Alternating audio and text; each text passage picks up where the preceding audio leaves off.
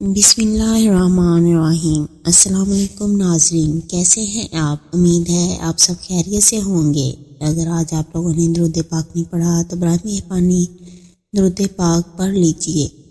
آج کا ہمارا واقعہ ہے عثمانی دور میں مسجد نبوی کی تعمیر محبت اور عقیدت کی معراج ہے۔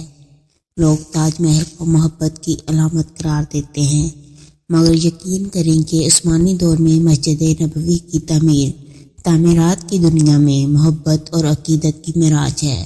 ذرا پڑھیے اور اپنے دلوں کو عشق نبی صلی اللہ علیہ وآلہ وسلم سے منور کریں۔ ترکوں نے جب مسجد نبوی کی تعمیر کا ارادہ کیا تو انہوں نے اپنی وسیع و عریض جس ریاست میں اعلان کیا کہ انہیں عمارت سازی سے متعلق فنون کے ماہرین درکار ہیں، اعلان کرنے کی دیر تھی کہ ہر علم کے مانے ہوئے لوگوں نے اپنی خدمات پیش کیں۔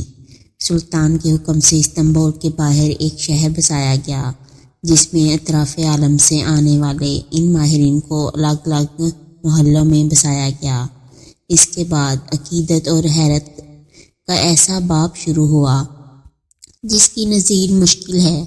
خلیفہ وقت جو دنیا کا سب سے بڑا فرمانروا تھا، شہر میں آیا اور ہر شعبے کے ماہر کو تاکید کی کہ اپنے ذہین ترین بچے کو اپنا فن اس طرح سکھائے کہ اسے یکتا و بے مثال کر دے۔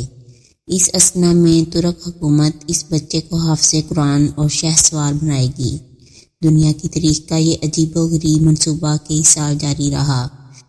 25 سال بعد نوجوانوں کی ایسی جماعت تیار ہوئی جو نہ صرف اپنے شعبے میں یکتائے روزگار تھے بلکہ ہر شخص حافظ قرآن اور باعمل مسلمان بھی تھا۔ یہ لگ بھگ 500 لوگ تھے۔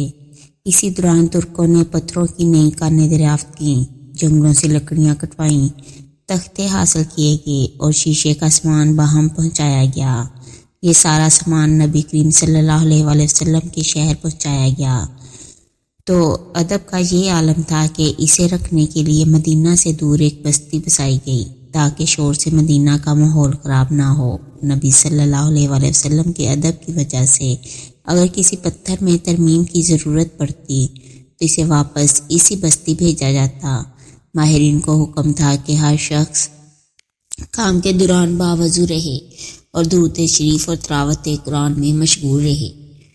حجرہ مبارک کی جالیوں کو کپڑے سے لپیٹ دیا گیا کہ گرد و غبار اندر روضہ پاک میں نہ جائے۔ ستون لگائے گئے کہ ریاض الجنت اور روضہ پاک پر مٹی نہ گرے۔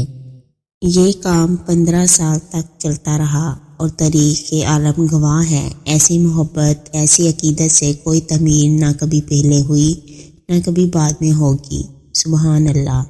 اگر آپ کو میری یہ ویڈیو پسند آئے تو اسے لائک اور شیئر کریں، میرے چینل کو سبسکرائب کریں اور کمنٹ سیکشن میں اپنی رائے کا اظہار لازمی کریں۔ شکریہ۔